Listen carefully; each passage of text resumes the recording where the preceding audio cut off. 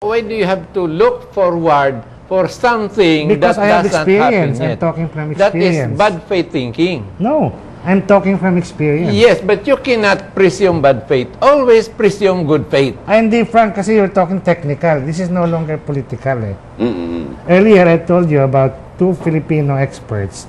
One of them, Lito Averia, made a computation. Maganda yung kanyang mathematical model, ha?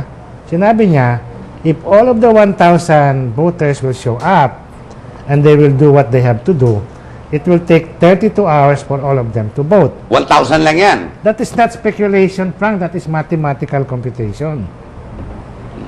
You know, this is the reason why I brought this up, gentlemen. Here is a point of view, and I don't think Ike is wanting to be a doomsayer.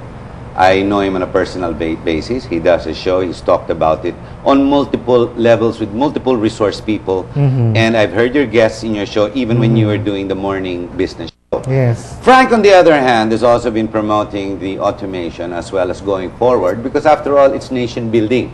It is a step forward than having the same situation, which seemed, or with perception, has failed.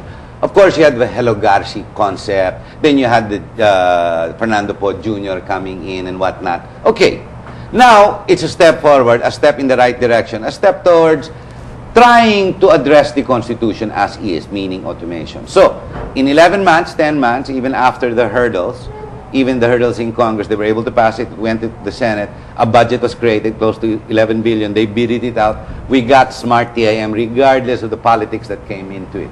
Now we've got the situation of what we call automation in less than 2 weeks. He's saying it's physically impossible. You're saying we should look forward and go ahead and do it. Patuloy natin sinabi ni Frank. I will cite you an example. Andun mismo nakalagay sa request for quotation, ng RFP, the error rate or the margin of error should not exceed 1%. Nakalagay yun sa bid documents. Okay. Recently, inamin na ng COMELEC, sila 30%. mismo, it could go as high as 30%. Yes, so, 30%. by their own admission, self-incriminating na yung statement nila. Okay? And yet, another Filipino scientist, another Filipino expert, Obet Bersola, who could easily be called the Filipino Bill Gates, said it will exceed 30%. It may even reach 75%. You're talking of past event. No, Frank. Let's not talk. No. This is what's going to happen, supposed to be. Not That's what past. he's saying. Let's talk of the forthcoming automation 14 days from now. Hindi, sinabi na nga ng COMELEC, aabot ng 30% ng error. How can you negate that? Sila mismo nagsabi nun, Frank. Yes, Sila but, mismo eh. but you don't have to pin down the COMELEC. No, but they because, said it. Yeah, correct. But they said it. The COMELEC people said it, but that is still an assumption. Not No, actually admitted. 30%. It may be Admission less na than yun, Harry. 30%. It may be more than. No, but I think the sensitive issue here that we have to address more is this institution called the Commission of the COMELEC, okay, the Commission of Elections, assuming the positions given by experts and resource people is correct, you're going to have a total failure of a specific institution. And with this institution comes what we call the fragile democracy.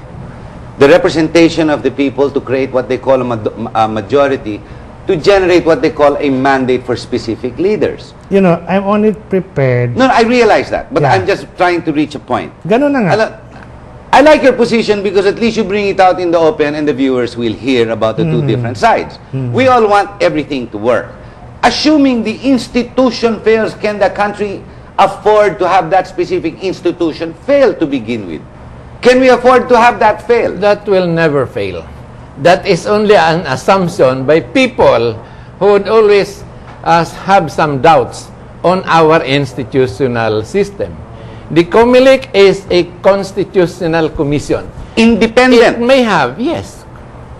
When it is constitutional, it is independent, meaning it could not be dictated upon by the executive, judiciary, legislative branches of our tripartite system of government. Yes. Independent. Now, when you speak of a failure on a certain part, that does not mean that the whole part, the whole COMELEC has failed. It may fail in some, on details and on the head, but not the whole body will be affected. But based on the technical discrepancies that have been reported, Ike's presentation of failure and doom, one, they've already gone outside the Constitution because they did not follow it outright, saying 30% versus 1%, automation versus actual only multiple counting. Now we've got 2 weeks to go. The physical ability to transport close to 82,000 machines in 46,000 precincts in 14 days. Is it physically possible? Yes, it is physically possible. As a matter of fact, how many percent have already been transferred? This morning, I think... Alam ko yung sa Cebu, lumabas na eh. Also in Masbate, and Lumabas Northern na rin. Samar. Narinig With yan over the weekend. with our systems of transportation now, by plane, it will take only 1 hour from Manila to Samar or to Masbate. But there are other nuances that he explained before the show. For example, machines coming, because his personal experience, machines will arrive at a specific area, walang plug o walang kuryente, or vice versa. Or wala magre-receive, wala magbabantay, wala pa mag-check. Because he is a doomsayer. He always looks for the failure. He doesn't look for the... Let me answer that, okay? Harry, I'm talking technical. I know. I'm not talking political. In fact, sasabihin ko ngayon... Don't mind Frank's straight point of view. Ganun talaga si Mr. Grego. Alright. He really says it as it comes. Okay. He doesn't mean to be rude, but ganun Sasabihin talaga ko sa tingin niya. publiko ngayon, hindi ko kayang sabihin na magkakaroon ng failure of election. That's beyond me. I cannot say that, Frank. Yes, because there will be never But a let me failure of finish. election. No, Let me finish. free for On all the to air, be. I will tell everyone there will be a failure of automation. Yan lang ang kaya kong sabihin. Alright, yeah. Okay? Okay, in case of failure of automation, the counting will come in. But this is only in certain places, not on a national level. Because failure of election always happens only in certain provinces or certain towns based on terrorism or whatever irregularities created by some politicians.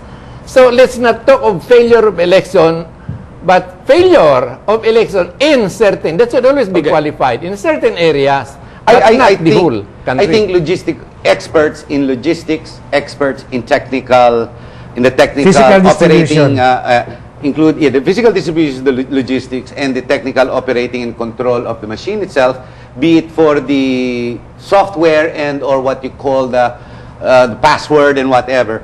Let's leave it at that muna. Okay, let's assume it will pass. It will pass and it will work, or it may not work in certain. Let's leave it. Let's go a little bit on the same subject, but on the politics it is. You mentioned the magic word. The only one who can say there is a failure or a success is the COMELEC. Are those the true parameters? Is that the only true parameter of failure and success? Are you telling me at the end of the day, sasabihin ng COMELEC, successful tayo o failure tayo? Yes or no? No, it will always be the people, the candidates affected who would call the attention of Dr. the Frank, COMELEC. in the Philippines, walang natatalo, lahat nadadaya. Alam mo naman yan, I've been saying that. In every election, how many have we had? 14. Wala naman. Talk to any politician that's lost. And you know what he'll tell you? Nadaya ako. Halimbawa, nadaya. Then let him come out, file a petition for a declaration of failure of election in that area, kung talagang nadaya siya.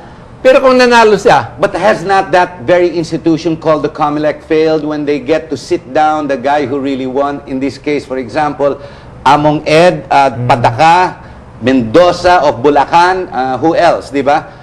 Who will sit down, and before that, 3 years ago, 6 years ago, it was this guy, Carino, who sat down for 1 day, di ba, in Congress. Is that not a failure of the COMELEC by itself? To put you to come to a decision 3 years later, and so many hundreds of thousands, if not millions later, and say, okay, ikaw ang panalo. You sit for 1 day, and then you campaign again. that is the system of our democratic system. But is it not a failure of the institution called the COMELEC? A 50,000 ballots being contested by 2 candidates for counting and 50 recounting. million ballots. And recounting. Okay. You have observed in court or in any proper venue where petition for recount is being held. Did you notice that once a ballot is read, the other party would object? In the objection alone, they would consume about 2 or 3 hours. In 1 day, how many ballots have been read? Only about 10 ballots. That is why, before the termination of the case only one day is allotted to Karing.